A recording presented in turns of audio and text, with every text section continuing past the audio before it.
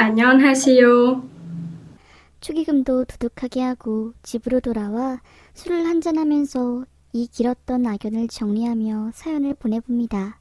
저희 아버지는 프랜차이즈 사업을 하고 계시고 할아버지가 하시던 사업을 물려받으신 거라 규모도 꽤 큽니다. 기본적으로 식품을 베이스로 한 프랜차이즈 사업이고 저희 신랑은 그 직장의 슈퍼바이저로 근무하고 있었습니다. 신랑이 아버지 회사에서 맡은 일이 슈퍼바이저로 매장 관리를 하는 일이다 보니까 출장이 잦았고 그러면서도 구김없이 일하는 모습이 인상적이었다고 했어요. 그러면서 프랜차이즈의 음식을 알려주고 해야 하니까 요리도 하고 가족들에게 잘하는 모습을 보고 가정적이라 저에게 딱 맞는 신랑감이라는 생각이 들었다고 했습니다. 그 무렵 전 다니던 직장을 그만두고 방황을 하게 되었고 어머니가 맡은 매장에서 일손을 돕게 되었습니다. 그때 신랑을 처음 만나게 되었어요. 원래는 신랑이 담당 지역이 지방권이라 출장을 다녀도 지방으로 많이 다녔다고 했는데 그날은 마침 서울에 있는 저희 엄마의 가게로 온 거죠. 어머, 오늘은 김주임이 아니고 다른 분이 오셨네요. 김주임은 오늘 다른 쪽으로 일부러 가셔서 사무실에 있던 제가 왔습니다. 번거롭게 이런 일로 불러서 미안해요. 마침 재료가 딱 떨어져서 걱정이었는데. 아유, 장사 잘 돼서 재료 모자라면 바로 가져다 드려야죠. 그보다 오늘 작업량이 많아 보이는데 제가 좀 도와드리고 가야겠네요. 다른 데 꼭 가봐야 되는 거 아니에요? 오늘은 사무실에 있는 날이었는데 나온 김에 바람도 쐬고 하는 거죠. 신랑은 아버지가 눈여겨볼 만큼 싹싹하고 성격도 좋았습니다. 그땐 아버지가 저와 어머니에게 신랑을 보여주는 자리를 만든 거라고는 생각도 못했으니까요. 신랑이 가고 난 이후 어머니랑 전 담당자가 저 사람으로 바뀌면 좋겠다면서 일을 하며 수다를 떨었어요. 요즘 TV에 나오는 사람으로 치면 한 잔에 노래를 부른 박군 같은 스타일이었거든요. 저녁에 저녁을 먹으며 아버지께서 이야기를 하시더라고요. 오늘 매장에 온 남자 어땠어? 엄청 싹싹하고 성실해 보이시던데? 엄마 매장엔 담당자 김주임 말고 그분으로 바뀌었으면 좋겠다. 김주임은 별로야? 김주임도 친절하시긴 한데 너무 친절해서 엄마가 부담스럽다고 하더라고. 남자로는 어때? 네 신랑감으로. 그날 저녁에 아버지는 바로 신랑을 소개시켜 주겠노라 이야기를 했고 전 그렇게 신랑과 첫 만남을 하게 되었습니다. 신랑은 그때 저희 어머니 가게에서의 모습이 업무적인 모습이 아닌 것처럼 주변 사람들에게도 평판이 좋았고 저에게 한없이 친절했습니다. 전 그런 그 사람과 2년간의 연애를 마치고 결혼을 하게 되었죠. 결혼을 하면서 신랑은 외근직에서 내근직으로 바뀌게 되었고 회사 사람들도 신랑이 대표의 사위가 된 것을 알게 되었죠. 신랑은 그런 호의를 불편해하면서도 내심 좋아하는 게 눈에 보였어요. 결혼을 할 당시에 여유가 없는 시댁에서 바랄 것이 없었던 저희인 신혼집도 저희 부모님이 해주시고 혼수도 대부분 저희가 모은 돈으로 했습니다. 반반 결혼은커녕 저희 집에서 거의 다 한 거죠. 시댁은 앉아서 코를 푼 격인데 그럼에도 불구하고 시부모로서 하고 싶은 건 다 하고 지냈습니다. 처음 1년 정도는 저에게 고마워하고 집에 복덩이가 들어왔다고 마냥 이뻐하시더니 그 이후부턴 애가 있어야 한다 하면서 이세 이야기를 자주 하셨습니다. 저희가 계획이 없는 건 아니었지만 강요를 들으니까 기분이 좋지 않아 시부모님과 언성을 높이며 대화를 한 적도 많아요. 신랑은 그런 문제로 저와 시부모님이 다툴 때면 늘 중재를 하느라 바빴고요. 신랑은 사업 욕심이 있는 사람이라 이걸 잘 이용하면 이세 이야기도 안 들어도 될 것 같다는 생각이 들었습니다. 그래서 신랑과 함께 요식업 창업을 준비하게 되었는데 신랑은 저희 아버지네 프랜차이즈보다는 거기서 배운 기술들로 하고 싶은 음식을 하는 가게를 만들고 싶다더라고요.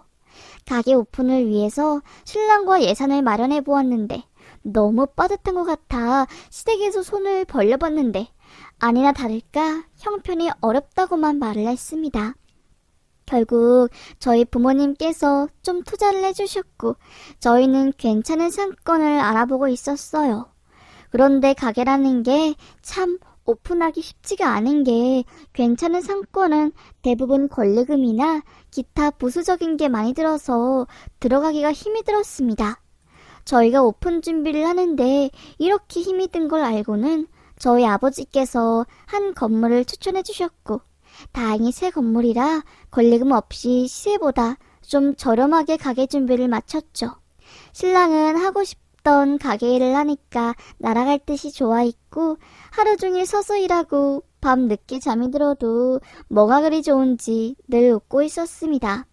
번화가에 새로 생긴 건물이다 보니까 신랑의 가게처럼 생긴 가게들도 많았고 유동 인구가 많다 보니까 가게 장사도 꽤 잘 됐죠.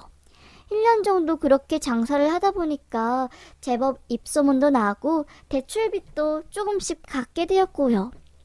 그래서 저희는 아르바이트생까지 고용하게 되었습니다.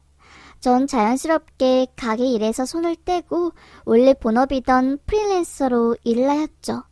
그래도 신랑이 퇴근할 무렵이면 가게에 나가서 마감 일을 돕고 집 앞에서 맥주 한 캔을 먹는 여유는 있지 않았죠. 하루는 낮에 친구랑 약속이 있어서 신랑 가게에 밥을 먹으러 갔습니다. 점심시간이 조금 지난 무렵인데도 사람이 많았고 그날은 시부모님도 나와 있더라고요. 거기서 일하는 아르바이트생들에게 집에서 챙겨오신 과일이나 간식을 챙겨주는 시부모님의 모습에 가게는 이제 걱정 안 해도 되겠다 하는 생각이 들었어요. 그리고 얼마 뒤 저희 동네에서 아르바이트생을 보게 되었습니다. 사모님 안녕하세요. 유진씨가 여기 어쩐 일이에요? 저 여기 백사동에 얼마 전 이사 왔어요. 어머, 이렇게 가깝게 사는지 몰랐어요. 부모님이랑 같이요? 30 기념으로 독립했습니다. 마침 백사동이 평수도 혼자 살기 괜찮고요. 안녕하세요. 나중에 시간 될 때 같이 커피라도 마셔요. 안 그래도 저 여기 산 지는 좀 됐어도 동네에 친구가 없었거든요. 네네 연락 드릴게요. 유진 씨는 신랑네 가게의 아르바이트생 중에서도 나이가 제일 많았는데 예전엔 회사 생활을 하다가 그만두고 가게 창업을 하고 싶다 했습니다. 신랑네 가게에서 밥을 먹었는데 그게 너무 맛있어서 2호점을 낸다면 본인이 하고 싶다고 하면서 유일하게 주방 알바를 신청한 사람이고요. 엄청 열심히 일을 하는 모습이 인상적이었던 친구라서 저도 기억을 하고 있었거든요. 신랑은 저에게 며칠 뒤 이세에 대한 이야기를 하면서 건강한 아이를 갖기 위해 다이어트를 하게 했다고 했습니다. 신랑이 주방 일을 하기도 하고 대부분 식사도 대충 배달 음식으로 먹는 생활을 하다 보니까 고도 비만이었거든요. 아이를 위해서 다이어트까지 한다는 신랑을 보고 나니까 저도 이세에 대한 생각이 바뀌었고 긍정적으로 생각을 해보겠다고 했습니다. 신랑은 그 말을 지키기 위해서 퇴근하고 집에서 저녁을 먹은 후 매일같이 조깅을 하기 위해 밖에 나갔죠. 전 그런 신랑을 응원하는 마음으로 아파트 단지 밖으로 나가는 신랑에게 손을 흔들어 줬어요. 신랑도 저를 향해 손을 흔들어 보이며 아파트 밖으로 나갔습니다. 그렇게 신랑이 조깅을 하러 나가면 2-3시간 정도 뒤에 들어옵니다.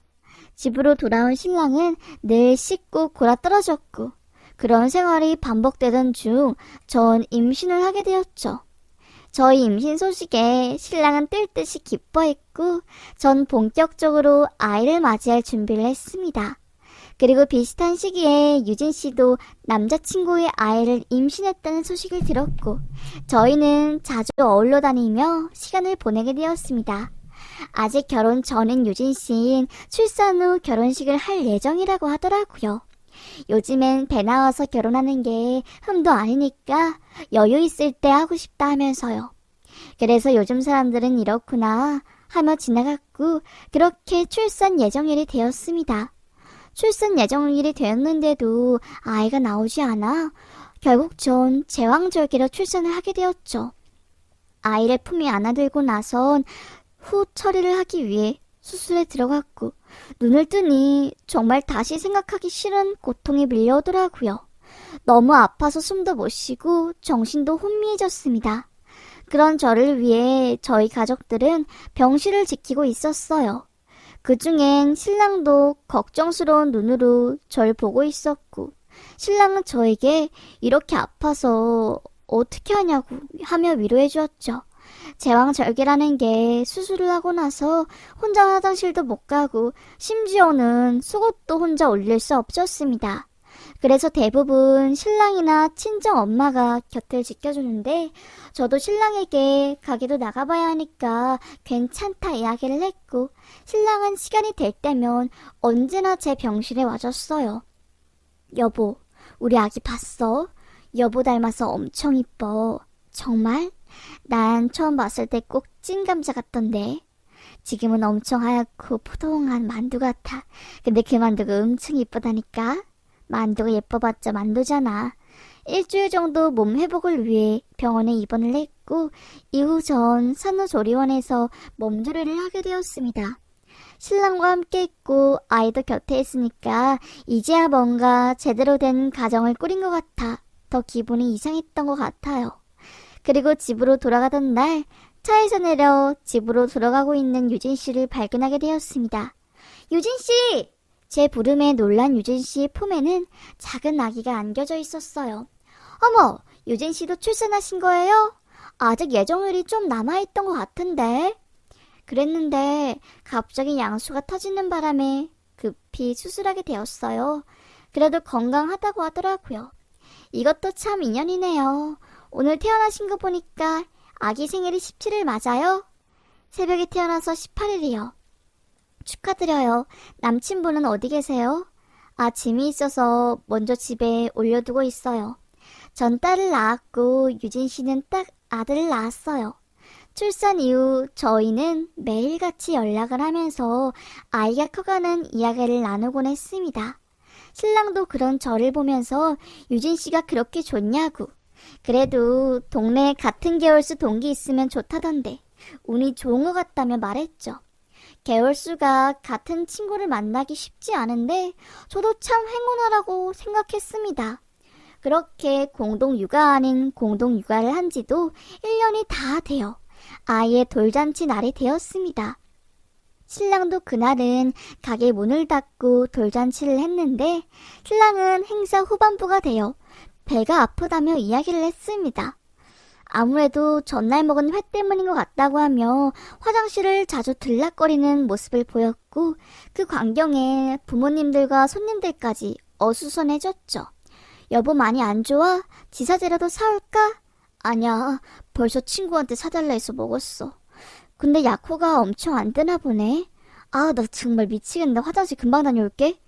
다행히 사회자가 재치있게 긴장을 해서 화장실을 자주 가나 보다 하고 넘겼고 식은땀이 나던 돌잔치도 무사히 마무리가 되었습니다.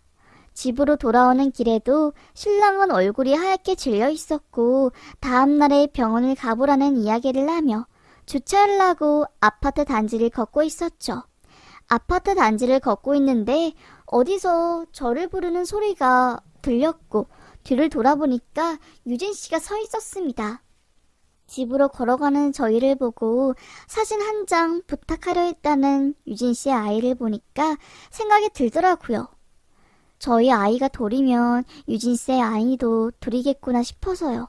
아니나 다를까 파란 한복을 입고 있는 아기가 참 귀여웠습니다.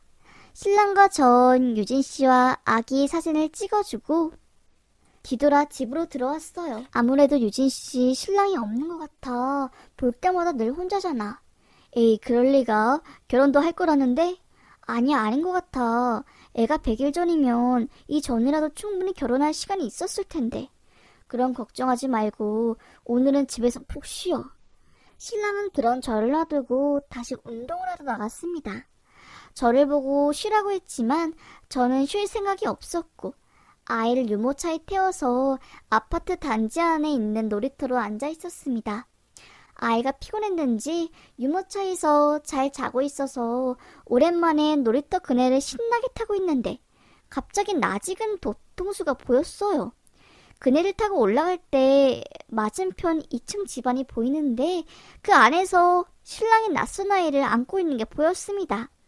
전 그 모습을 보기 위해 그네를 더 세게 타기 시작했고 결국 체중이 잘못 실리게 되면서 그네에 떨어져 찰가상을 입고 다쳤습니다. 다시 그네를 타고 2층 집을 바라보는데 신랑은 온데간데 없었어요. 전 부랴부랴 아기를 데리고 그 집으로 찾아가 문을 두들겼습니다. 누구세요? 아, 저 여기 아랫집 사람인데 베란다에 자꾸 물이 새서요. 네? 잠시만요. 안녕하세요.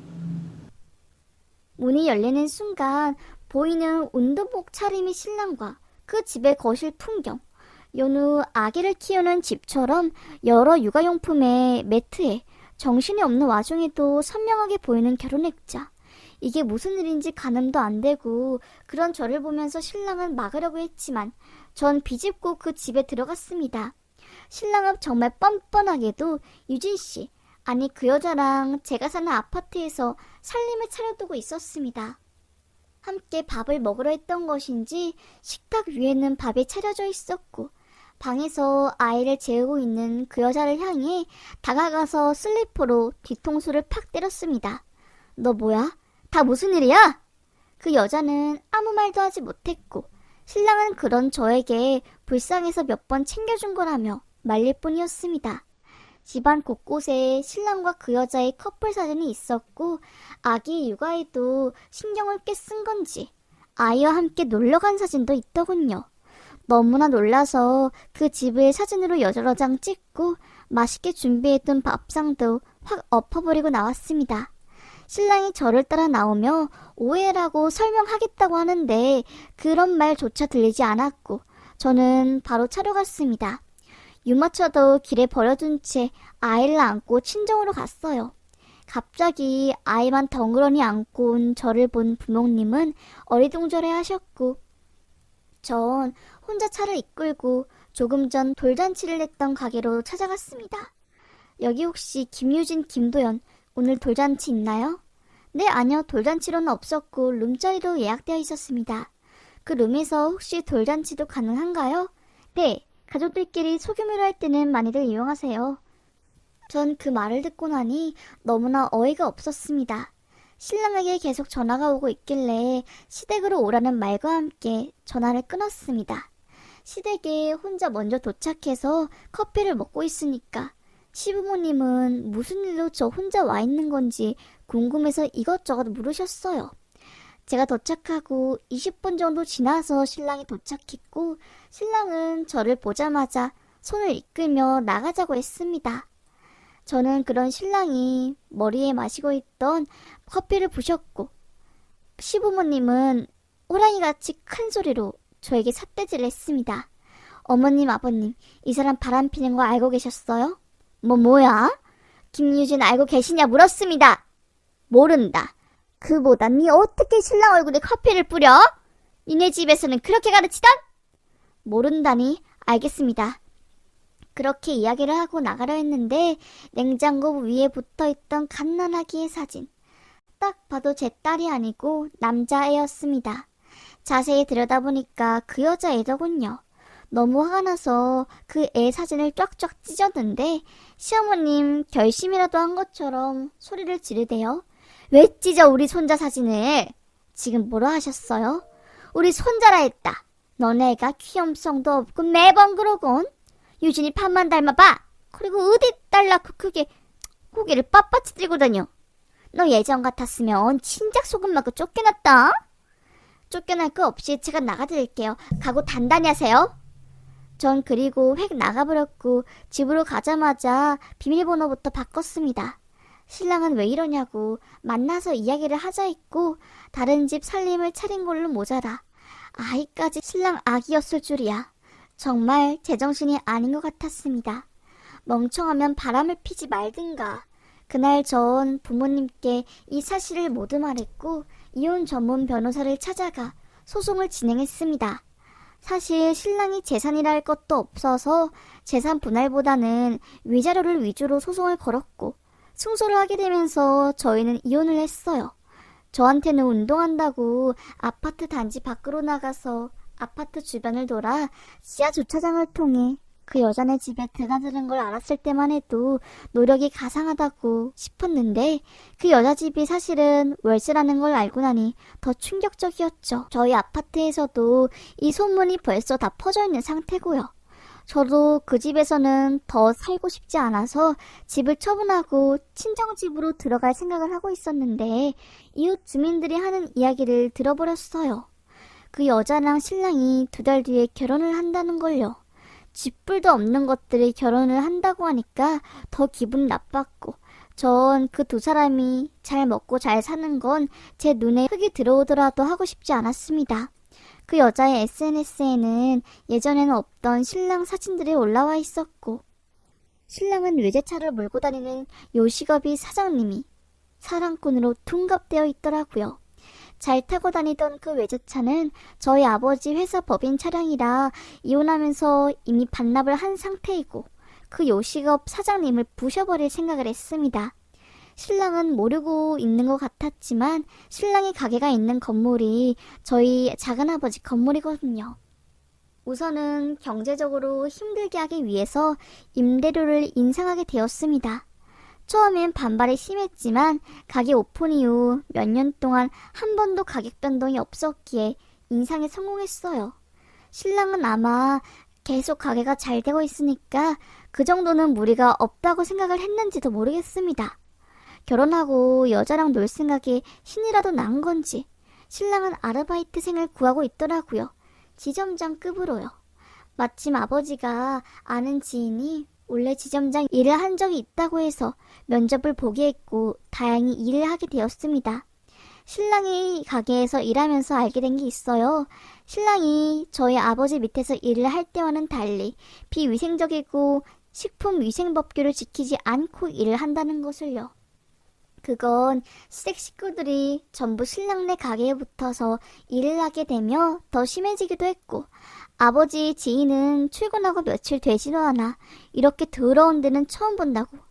이게 아마 본사나 체인점이었으면 관리 소홀 때문에 담당자랑 엄청 싸웠을 거라며 이야기를 했습니다. 결혼을 2주 앞둔 무렵 전 시청 위상과에 신고를 했습니다. 안녕하세요. 그리고 해당 공무원이 나와서 점검을 하는데 정말 가게가 제가 생각했던 거 이상으로 개판이더군요.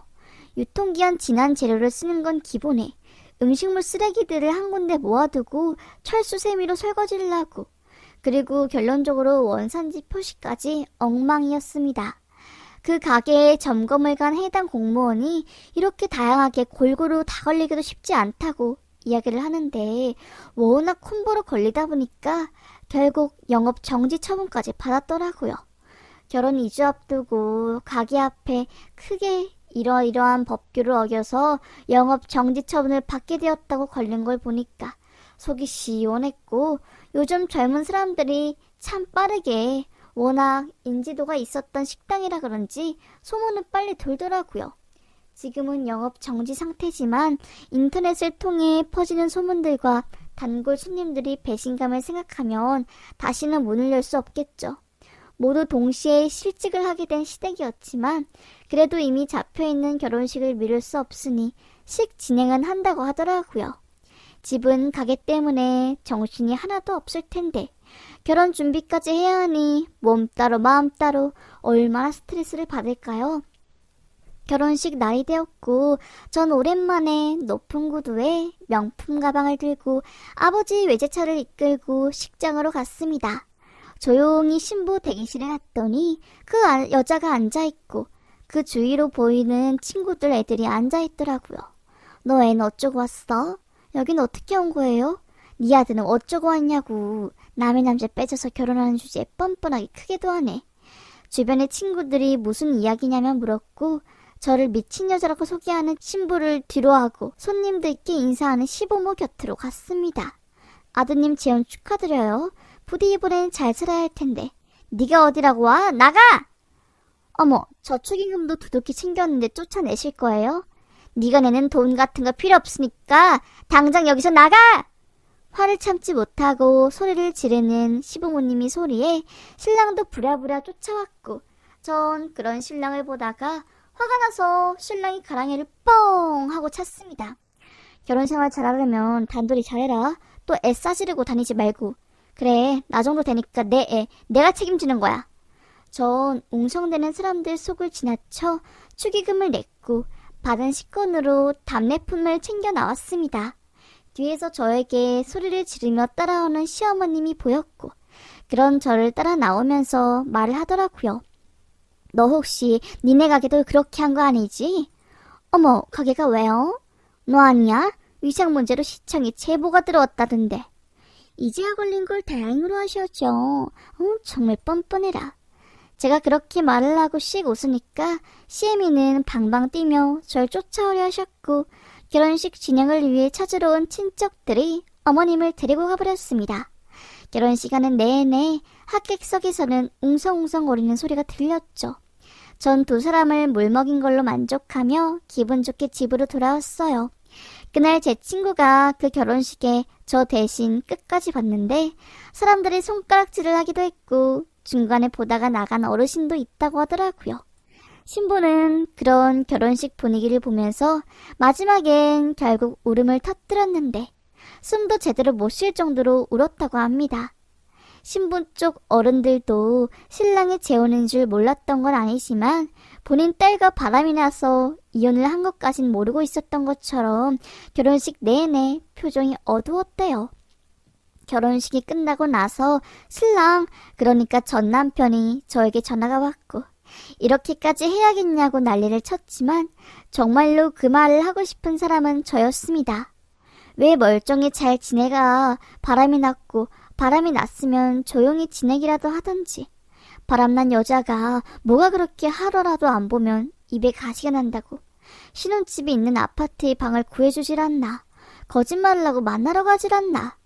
그리고 같은 시기에 임신을 한 게 우연일까 하는 생각까지 하니까 너무나 더러운 인간 같았습니다.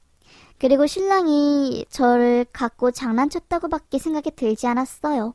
얼마 뒤 저희 바람처럼 신랑의 가게는 폐업을 하게 되었습니다. 누가 유통기한도 지나고 음식에서 벌레가 나오는 가게를 다시 가려고 하겠어요. 아마 신랑이 다른 가게를 내더라도 이 사건은 꼬리표처럼 신랑을 따라다닐 겁니다. 제가 꼭 그렇게 할 거니까요. 날 버리고 가시는 님은 심리도 못 가서 발병 난다잖아요. 다시 돌아와도 받아줄 생각은 없지만 안녕하세요.